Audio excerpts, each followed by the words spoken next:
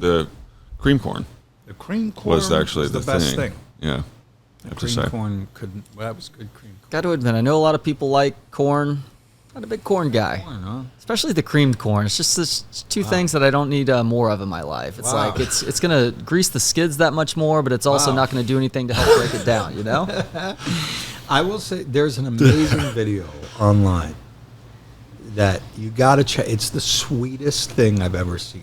It's like a 5-year-old kid being asked about what food he loves, and it's corn, and he talks about corn like it's not only the greatest thing on earth, but obviously the greatest thing on it. He's like, it's corn.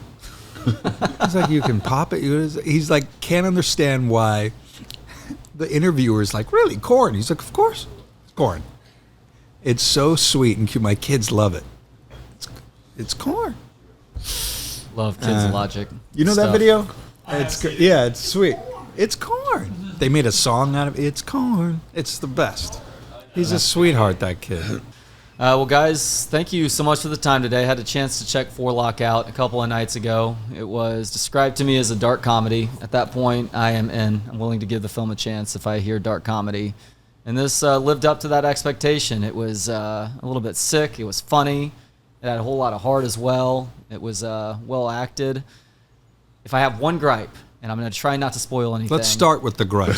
I'm going to try not to spoil anything. I feel like the duo that you two play together was ripe for a sequel. And maybe a sequel is possible, but a sequel is less possible based on the end of the movie. And that's all I'm going to say about that. So that aside, congratulations. I think it is totally okay, possible. All right. We are alive at the end of the movie. We can say that, right? Wait. No, shouldn't have said that. Caleb didn't die at the end of. No, I'm just kidding. No, it's phenomenal, John. Thank so you, Caleb, you wrote, directed, you star in it. Congratulations on this, man. How proud are you to get to premiere this film at Austin Film Festival? It's been a long journey and an amazing one. I'm really just grateful. Grateful to have worked with David and people like him and my wife who produced the film. None of this would be possible without her. It's just a tough thing, indie filmmaking, as I think a lot of people know, even who aren't in filmmaking. It's just a very tough thing to get it all together, to get the people who believe in the project, to get it financed, to assemble the right talent, all the way through editing. You feel like it's a Jenga and one piece will bring everything down. So to be here premiering the film it's just really exciting. I'm knock on wood, so far I'm not like nervous or anything. I'm just really happy and really looking forward to it. You said long process. How long? This will be coming up on 5 years of working on it. Wow. In different capacities. Yeah, from writing it to starting the production company with Lindsay to shooting it and editing it and now promoting it. About almost a half a decade. So, Dave, for you as somebody who has done films both large and small, what was it that drew you to FORELOCK?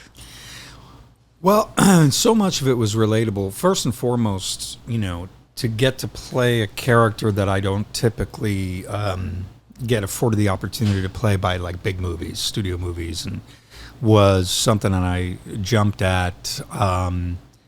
The script was so grounded and truthful about the environment of Hollywood, which is a desperate, paranoid environment.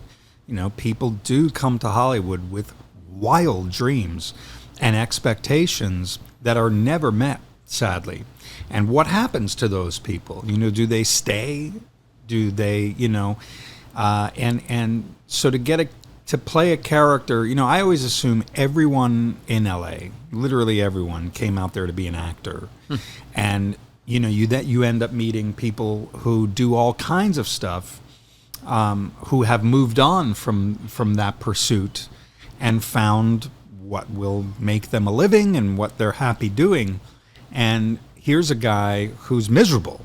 He's pretty miserable, and he's decided to become a scam artist. Maybe Randy was an aspiring actor. You never know.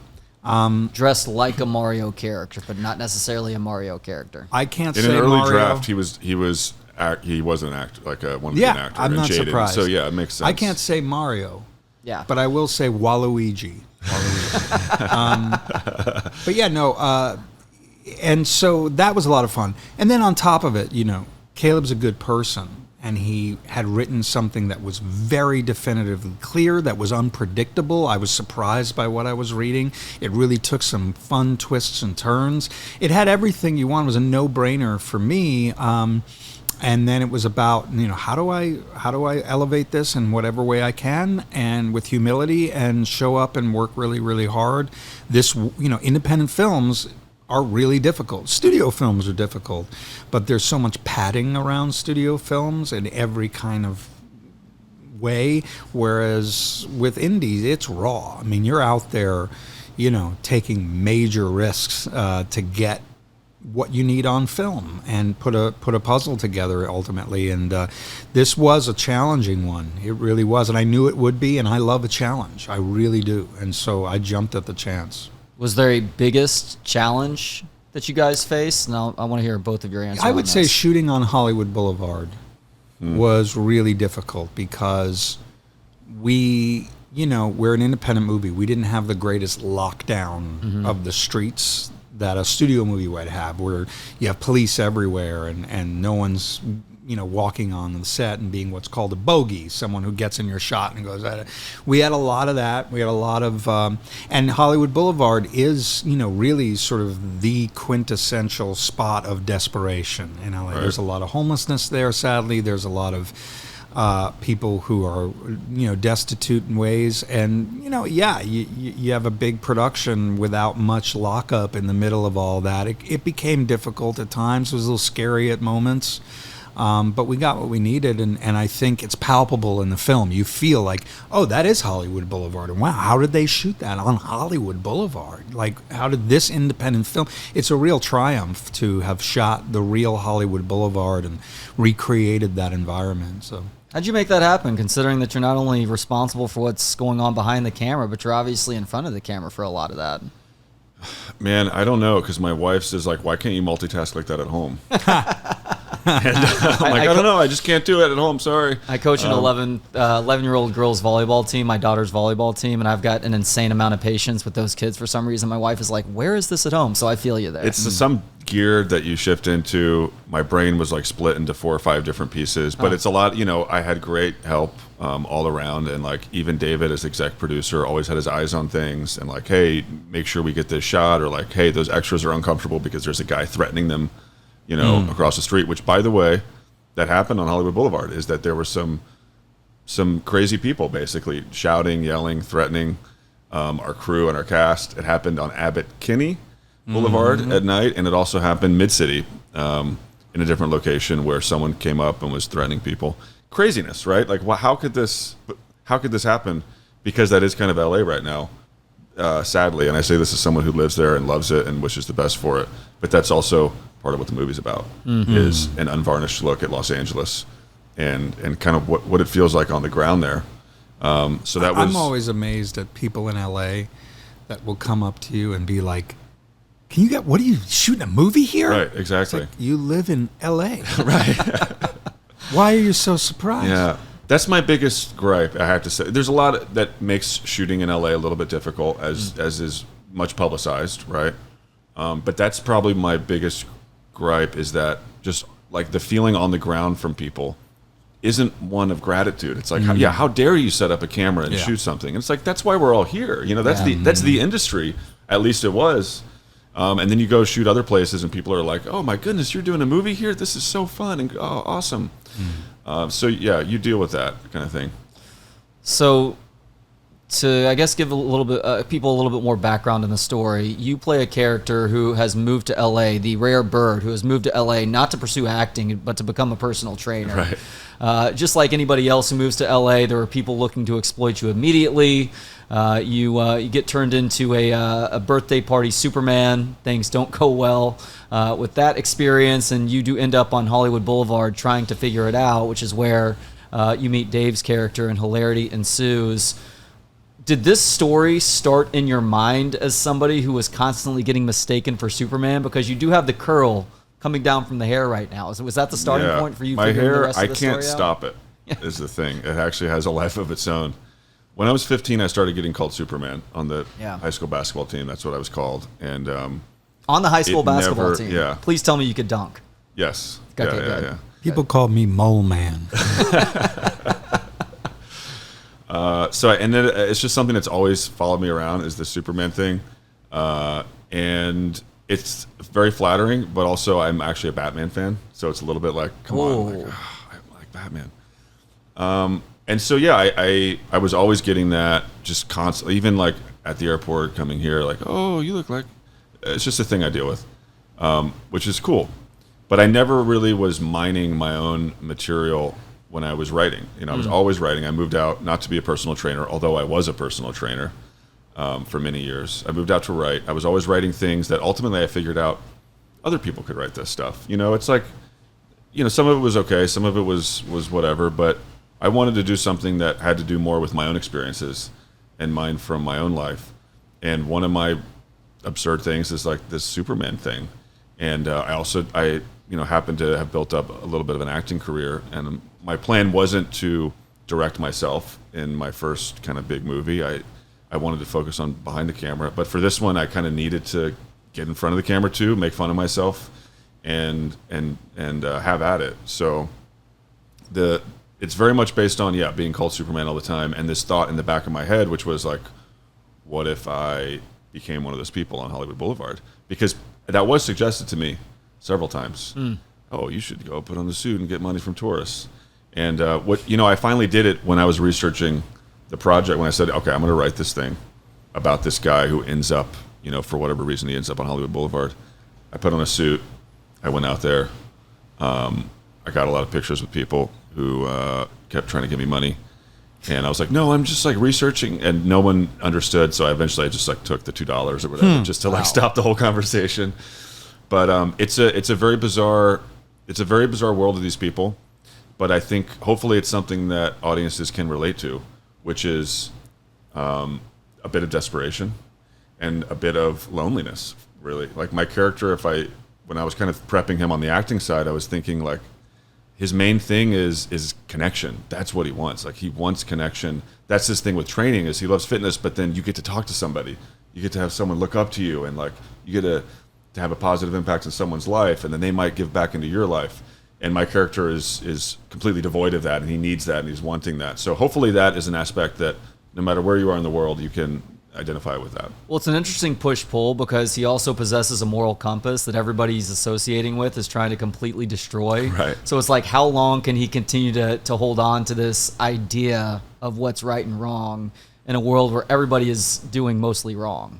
Yeah. He is kind of the naive moral center in that way, and I wanted to have fun with it. So he's kind of an idiot, and he has his foibles. In some of the earlier drafts, I was having trouble with his character, my character, because Randy was so interesting, and Caden was didn't have enough things wrong with him, frankly. And then so I kept adding in more like fitness anxiety and this backstory with his mom had passed, and trying to give him a little bit more quirk. But yes, he does have a pure heart.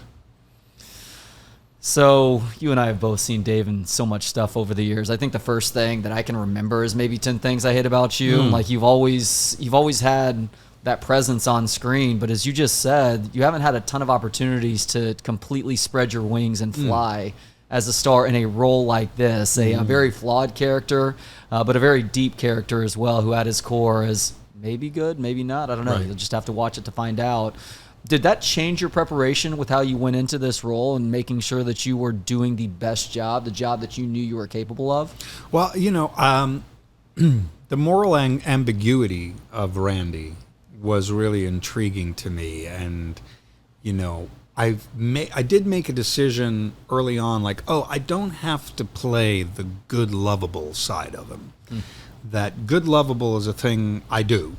Because I am good and lovable. Very. And so it was like, okay, how do I sell the scheming part of him? And that's where the real departure from who I am happened. And yeah, I don't get opportunities to do that as much as I'd like. But there is a scheming part of me. There is. And so it really was about bringing that forward, and that was the fun. You get to escape into that. But the other thing is, I remember when I first read it, I thought, Randy, I'll do like a subtle Macho Man Randy Savage thing, affectation with him, because I think Macho Man Randy Savage is one of the greatest actors of all time, and I say that with complete sincerity. And I thought it'd be fun to homage that. Obviously, that's not what happened. However, that always kind of remained in my mind of like that loose cannon, can be funny, wild man. And if you saw an inkling of that in this performance in a grounded way, then it would sell the fact that, yeah, he's gotten past the point of desperation. And Randy's a guy who's given up on himself. He might have had potential. He's a smart guy. He's not your common criminal who's like hapless and bumbling. He is a smart person, but circumstances have led him to sort of give up on being an idealistic person and being a moral person. And in that way, Caleb's character becomes like a major confrontation. To Randy, at every turn, Caden is a good person, and I think it's a mirror, and there is a scene with a mirror where Randy looks at himself in the mirror for a brief second, and you see he's ashamed of himself, and Caden is the character that brings that out of him, and so in the end, does Randy do the right thing? Well, yes and no, and it's left morally ambiguous in that way, and I think that's truthful, and it doesn't have the perfect storybook ending or it's not wrapped in a bow. It's messy and it's ugly, and that's real life. So yeah, and it also takes several fun. You talked about the twists and turns throughout the film. It takes like several fun twists and turns literally at the very end of the movie. Yeah, it's totally unpredictable. Yeah. I mean, like I said, reading the script, I was like, oh, okay. Yeah. Oh, okay, we're going there. I like that. Ooh, I didn't see that coming. And, so much is predictable nowadays. And you really, the assumption that audiences don't have a sort of psychological connection with what they're watching based on what they've watched before is a mistake. This film is for smart film audiences. This is for, we're throwing them some curveballs, and I think that's what people are really loving about the film is that, it's sort of not a trope in any way, and it's not derivative. It's very unique and singular. It is very unique, but it's hard to find a story that isn't told without a little bit of influence from the past. Are there any stories or movies that help to influence what you've made here, Caleb? For sure. I wanted it to be very unpredictable. At the same time, I'm a film nerd, so I'm always watching things and pulling things. The major jumping off point is Midnight Cowboy. And I'm kind of the John Voight character in this, and he's the Ratso Rizzo a little bit. But, our story takes a departure, and we become more of a caper, and then there's this murder mystery element, and there's the seriousness, but not the seriousness of Midnight Cowboy. Not the seriousness of Midnight Cowboy, which is still, and I went back and watched it several times, a lot of humor in that, too, though. And the novel is amazing. I recommend the novel to people. But The Sting is a big one. That's kind of where the story heads is in that thing. There's a great, my favorite part of the movie, I think, watching it back, and I'm sick of most of it, trust me, but it's this sequence where we're planning to do this big job. And I'm a big fan of the Mission Impossible movies, actually. And so that was my chance to have fun with that and to like undercut some of those tropes and to have this like espionage kind of, put things on the drawing board and then the voiceover of what they're going to be doing, and then you're flashing back and forth. And I just wanted to have fun. I just wanted to make a sequence like that and make it goofy and make it fun. And that was very fun to shoot, that part. But yes, I'd say, Midnight Cowboy and The Sting, really from a story point of view. stylistically, it's like an homage to Commedia all'Italiana, actually, which is a film movement in Italy in the 60s and 70s. I sound like a huge cinephile nerd here, but they're very, very fun movies like Il Sorpasso, Big Deal on Madonna Street, Divorce Italian Style. Some wonderful movies that were satirical and sardonic and had cultural commentary, but they also had plots and they had humor, and people really connected to them, and I think those movies stand up very well. So it was important to me to give this a different lens, not to tell it in a way like, oh, we're just shooting more content. That's a word I hate in this industry, is like content. I didn't want it to be generic in that way. I wanted to have a little bit more artistic flair. And so we had Roberto Schaefer as our DP, who got his start in Europe, ended up doing everything from like Monsters Ball to Finding Neverland to Best in Show, Quantum of Solace. His resume is crazy. Damn, that's like a wide variety of types of movies. Crazy variety. I'm so honored that he worked with me on this. But he really he bought into my vision. I was like, Roberto, like 1960s Italy. And he's like, oh, I got it. He's like, I know exactly what you're talking about. That whimsy, that quirk. So I hope that, some viewers take that too, which is, this is a story that has some familiar entry points, but hopefully we're doing it and presenting it in a way that has this whimsy and this edge that you're not going to see from any other movie. I don't know if it was in the original script or if it was fun to shoot. I assume it was, because I enjoyed the hell out of it. It was a cherry on top of this film at the very end. How much fun was it to get to shoot the weightlifting Well, we can't spoil I will just say it was a lot of fun. Yeah. We were laughing our butts off doing that. That was it. It looked like that wasn't like you having to act with how enjoyable that was for everybody in that little moment. For me, all those moments are really fun, but there's also like, oh, we got to get to the next shot, and it's like, oh, we got, that's just the nature of it. But, my favorite, and I always tell people, I don't know if I've told you this, Dave, it's very stressful making a movie, and, it's a movie. We're not, brain surgeons. You should be having fun, but it still ends up being stressful. Mm-hmm. So my fun was in the scene. Always. That's where I had fun, was when I got to be in the scene acting alongside Randy, Dave, that any of those moments, like the stuff that you see on screen that hopefully people are connecting with and saying, oh, like they like the chemistry. I think it's because we were having fun. I was having fun. I'm a fun guy. It was like, if I don't want to have fun, if I don't have fun why am I doing it? Yeah. We're making movies. But he was under not just the stress of filming the movie. His wife, Lindsay, was pregnant at home, and now they have a wonderfully beautiful baby boy. So he's a first-time father, expecting and making his first movie. I mean, pretty intrepid dude, Caleb is. And Lindsay, who I hope to speak with at some point, is not just your wife. She's a producer on this film as well. Right. How important was she in the creation of all of this? Well, it wouldn't exist without her. Point blank. She, had been a prominent sports broadcaster working for everybody, ESPN, Sunday Night Football. And then, she was kind of tracking along my journey just as a supportive partner. And I kept getting roadblocks with my writing and directing career. And at a certain, she's very entrepreneurial and she knows a lot of different people. And she has sometimes a business confidence that I don't have naturally. And I just wanted some of that. And I'm like, hey, do you want to do this with me? Like, can we make this movie? And for some crazy reason, she agreed. And so we started the production company.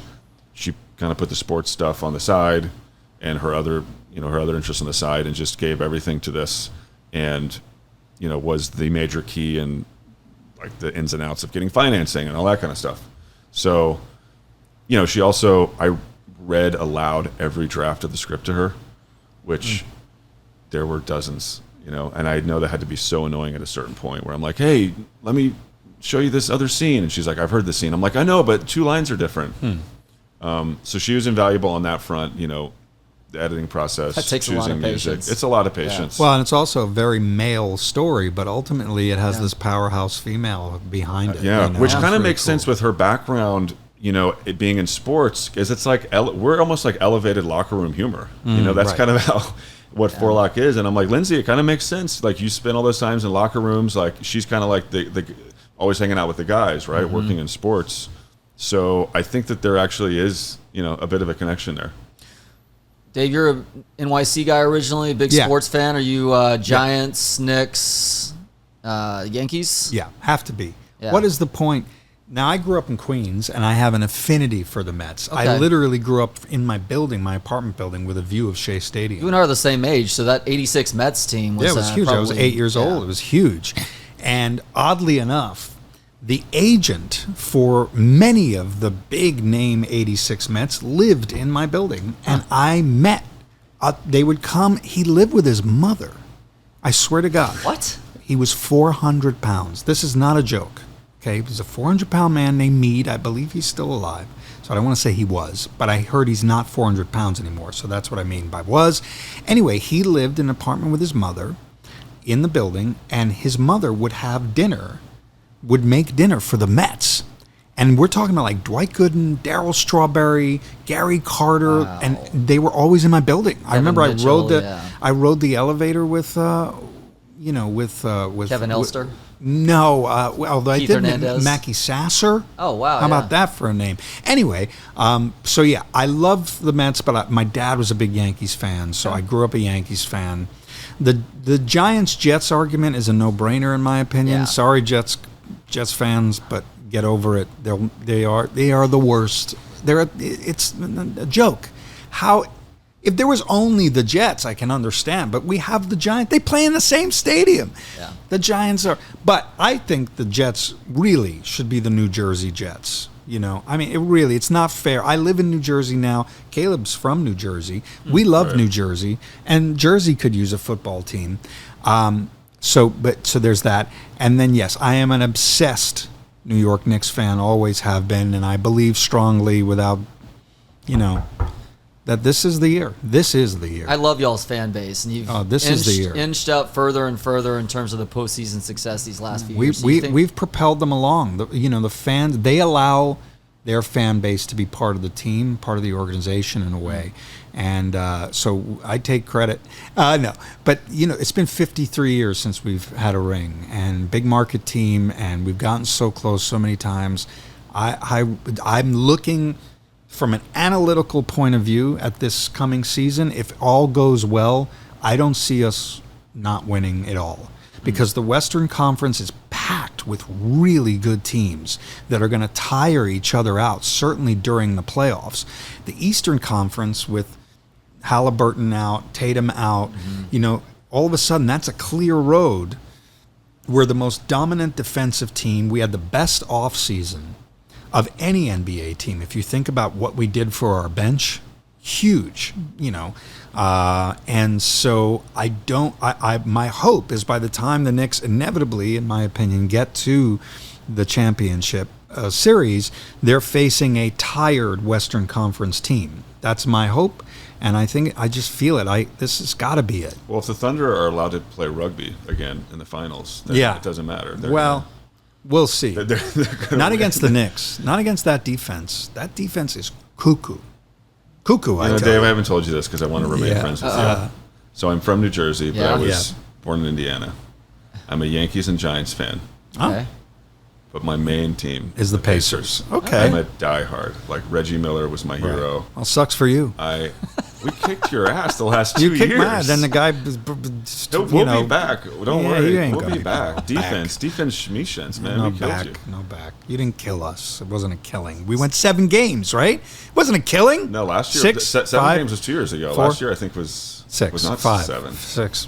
So when you were getting called Superman when you were 15 on your high school basketball team dunking, who were you trying to emulate there? Well, I was not built. Scott I'm Foster? built a little differently from Reggie Miller. So Rick Smits? Brad Rick Brad Smits Miller, guy? maybe. I don't know. He was kind of a meathead. That is an old school name right I there. For me, I would- was emulating Muggsy Bogues always. Love It was it. just the Second He was, Yeah, Muggsy was cool, Muggsy. man. Yeah, I mean, I love basketball. I grew into a football body, so I ended up playing college football Okay. Where'd you play? at Yale. Oh, wow. Yeah. Right. I was a tight end. It was a late thing. I was always baseball, basketball, and then the football coach was like, "Dude, you got to play football, man. You look like a football player." And so he wore me down. I watched Friday Night Lights one night. And I was like, I'm going to start playing football. I had a friend tell me, started, and that was it. When I was a kid, I had a friend tell me that I had a ball body too, and I thought, which sport? And he said, no, you look like a testicle. That's none of that is true. I just think it just came to my. I have no filter. I apologize. Oh okay. no! Please don't apologize for that. I forget what I started out with. It was Sorry. very inappropriate. And here we are at the very end of this conversation now, guys. No, because the joke of the movie, by the way, and the joke is that he's in amazing shape, and I'm like a bum-looking guy, and it's true in real life. There is also some below the belt humor in the movie, and I don't want to spoil things, but again, locker room. I spent a lot of time in locker rooms myself, so it's like a weird like cinephile plus like locker room fusion. In this movie. Well, you're in really good shape. Are you having to get the pump on before you take your shirt off? Whenever you're having to take your shirt off in FORELOCK? Not really. He's rock solid. This dude. Just brick shit house. Yeah, from the for real. Huh? From the get-go. You know this thing where other actors are like, oh, I starved myself of water for 4 days, and I did. I'm like, I don't believe in it that. Like, no, I'll have a little extra whatever. I'm not dehydrating myself. I'm not changing anything. I just try to like keep an even keel at all times. And then whatever happens. All right, last question now, guys. This has been a really fun conversation today. This is a phenomenal film. I hope people have a chance to check it out either at AFF or after the fact. Is there distribution yet? Not yet. We're looking. Yeah, coming down the pipe soon enough. All right, fingers crossed for that. What do each of you like about FORELOCK? And Dave, we're going to start with you here. What do I like about the film? Yeah, what do you like about FORELOCK? Well, it's independent. It's raw. It's truthful about the culture of, creativity meets commerce in LA and the madness that ensues and losing yourself to that. It's funny. It's funny as hell. I think Caleb is amazing in it. Yeah. He's really lovable, and you want to follow that journey. You want him to succeed. It's got a great supporting cast: Emily Swallow and Jason Wiles, and just an amazing Anna Suzuki. Just an amazing supporting cast, and it's an easy watch, a lot of fun ride. It's one of those ride movies, and you never know where it's going. So yeah, I love a lot about it. Caleb, I'll shout out the crew here, because I think my favorite thing about it right now is the design, that our production designer was able to do, what our DP Roberto was able to do, the entire crew bringing this to life. I think it looks awesome. It's the kind of, I'm always watching things and like thinking, where's the life, where's the color? Everything seems a little desaturated and kind of like milky, and a lot of things look great, but a lot of them look the same. This looks really weird. It looks different. It's very primary colors: red, blue, yellow, in your face. It's like a Liechtenstein thing come to life. Kind of garish in that way, but purposefully so. So I'm proud of that. I'm proud of the work that all the people behind the camera did, and the costumes. Like Dave's costume in the movie is amazing. Emily Swallow's wardrobe in the movie and her big moment is amazing and so fun. So I like those little things. I'm really proud of what all of us were able to accomplish. Really thrilled to share it with people. I'm happy to hear a lot. People don't know where it's going, because that's just a very satisfying thing to me, that people are on this journey and being kind of taken left and right, and ultimately, hopefully, somewhat satisfied, and maybe see themselves on screen in some ways. You should both be very proud of this. Thank you so much for this effort. Trey. Thank you for the time today. Enjoy the rest of your time in Austin, guys. It's my pleasure. Thank you so much. Yeah.